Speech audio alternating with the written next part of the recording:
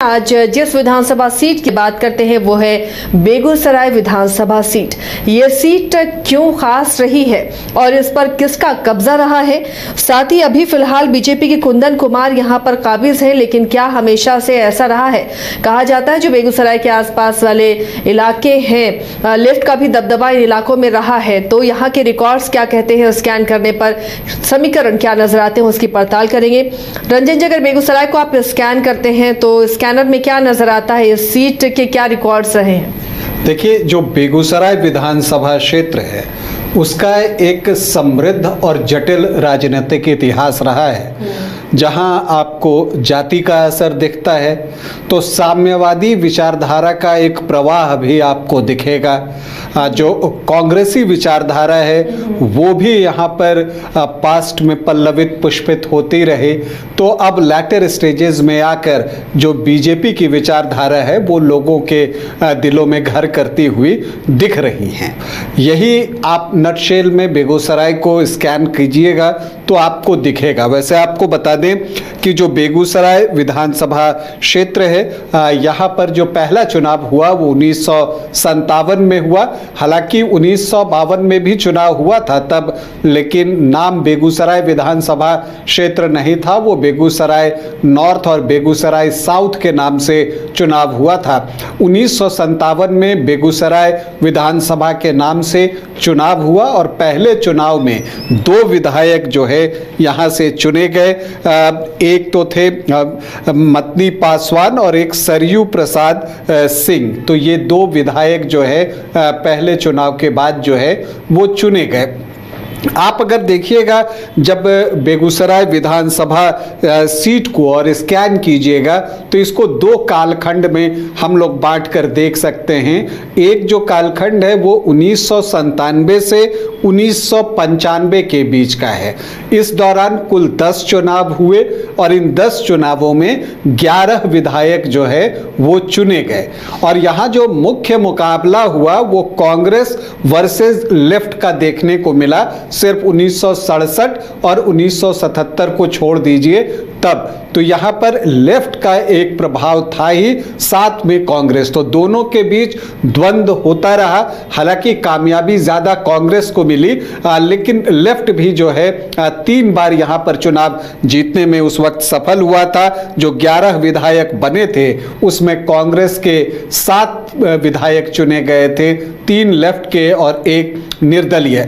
लेकिन 2000 से यहाँ राजनीति ने करवट ले ली और फिर जो है चीजें यहाँ पर बदलने लगी। 2000 से लेकर 2020 तक जब आप आइएगा तो आपको दिखेगा कि एक छोर पर बीजेपी खड़ी रही और दूसरे तरफ से उसके प्रतिद्वंद्वी पार्टियां जो है वो बदलती रही।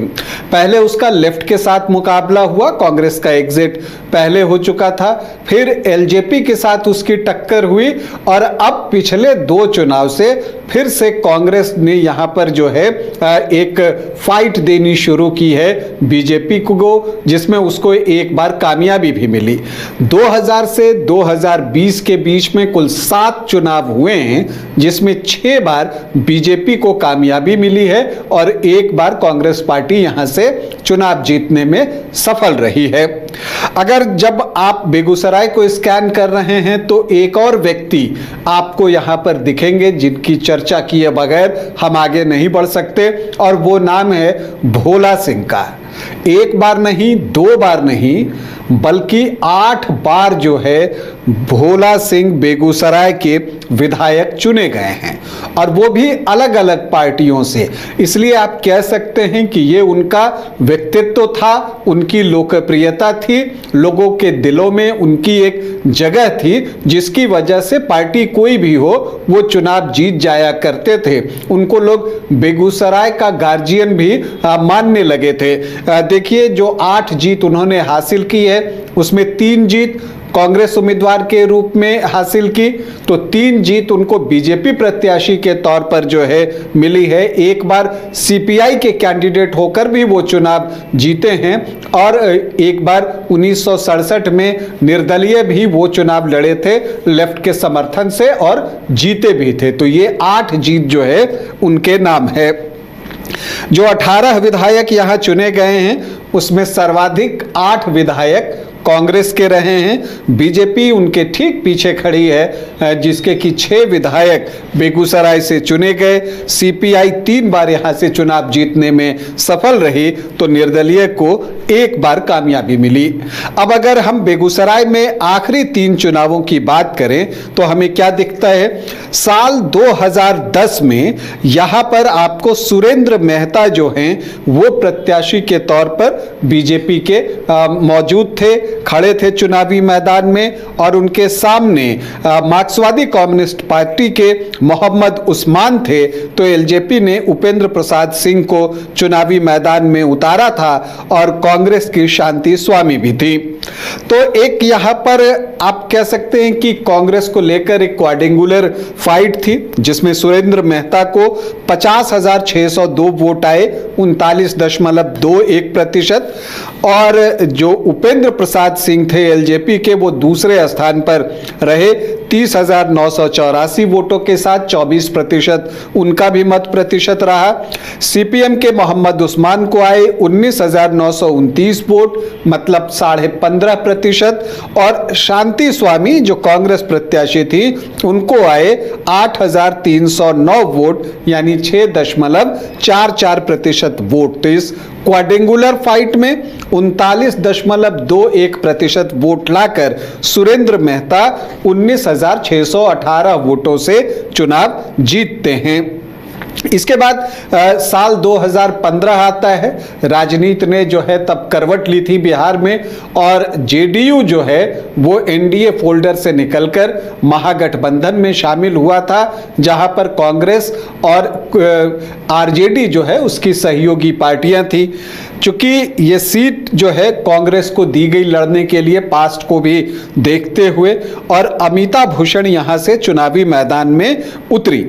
अब यहां पर अगर आप देखें तो सुरेंद्र मेहता जो हैं वो एक बार फिर से बीजेपी के टिकट पर चुनावी मैदान में थे, और तब उनको 66,990 वोट आए थे, 39.47% वोट, यानी लगभग पिछली बार जितने वोट थे उतना ही उनका मत प्रतिशत था, बल्कि कुछ दशमलव में ज्यादा था। लेकिन अमिता भूषण का वोट कंसोलिडेट होता है, जेडीयू आरजेडी कांग्रेस का वोट एक जगह इकट्ठा होता है, और अमिता भूषण को जो है 83,521 वोट मिलते हैं, 49.21%।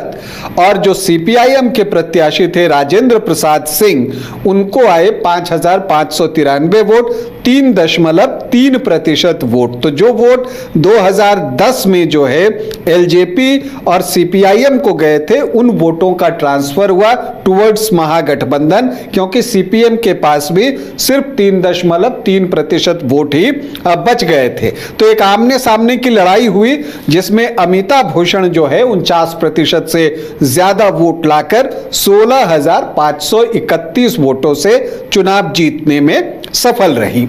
फिर 2020 आता है, बीजेपी अपना प्रत्याशी बदल लेता है, सुरेंद्र मेहता बछवाड़ा शिफ्ट होते हैं, और यहां से कुंदन कुमार जो कि भूमिहार जाति से हैं उनको प्रत्याशी बनाया जाता है। उनके सामने सिटिंग एमएलए कांग्रेस की अमिता भूषण, वो भी भूमिहार जाति से हैं, और राजेश कुमार निर्दलीय चुनाव लड़ते हैं, पहले जेडीयू में थे, और संजू कुमारी आरएलएसपी के टिकट पर चुनावी मैदान में उतरती हैं।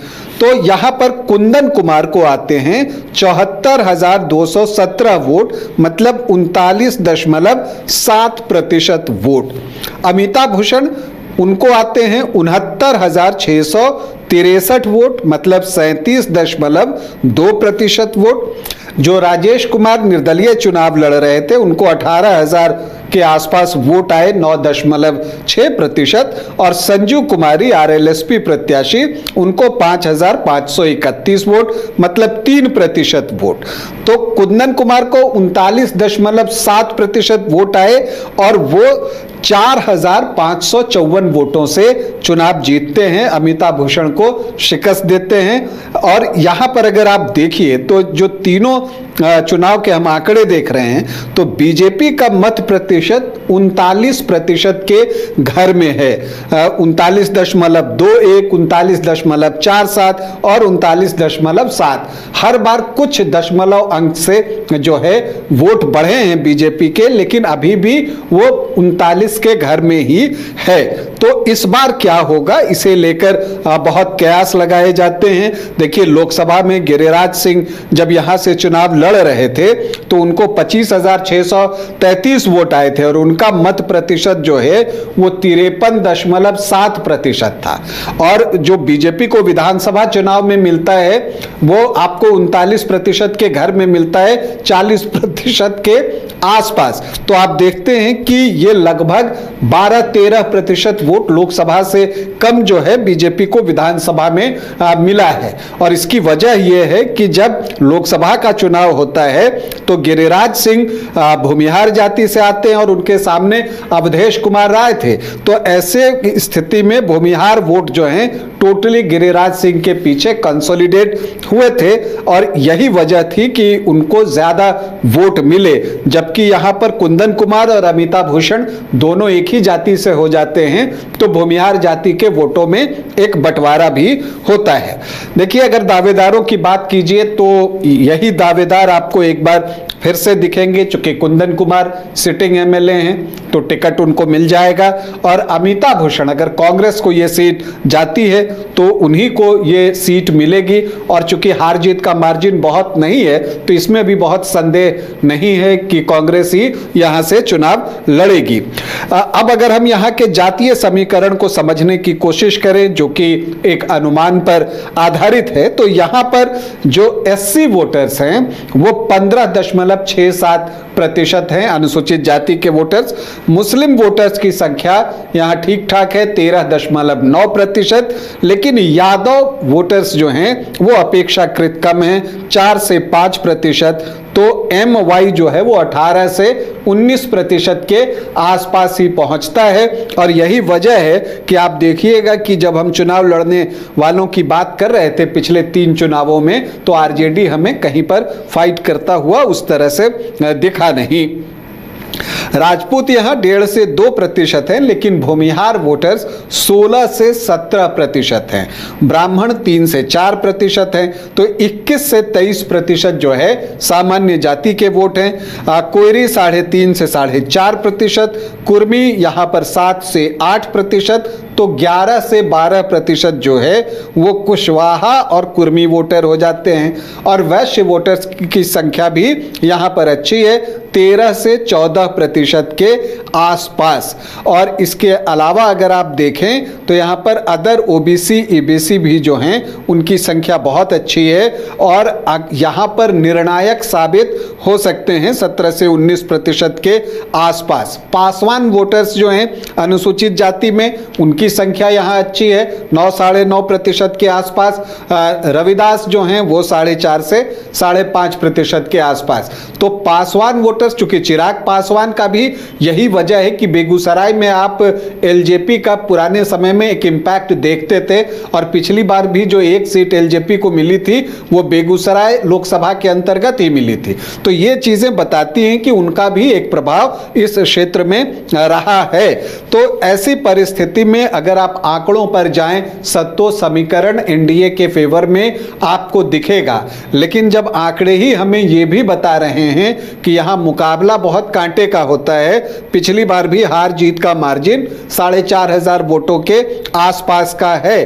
तो ऐसे में बेगूसराय में एक रोचक मुकाबला होगा और अगर पूरा दम लगाकर दोनों गठबंधन लड़ता है या महागठबंधन अपनी रणनीति में फेर बदल करके जो है वैश्य जाति से भी उम्मीदवार उतार सकता है, तो ऐसी परिस्थिति में यहाँ का मुकाबला और भी रोचक हो सकता है। तो ये बेगूसराय का मुकाबला और बहुत रोचक यहाँ का मुकाबला होगा जिस पर हमारी नज़र भी बनी रहेगी। कौन बाजी मारता है और कौन पीछे रह जाता है आपको हम बताते रहेंगे।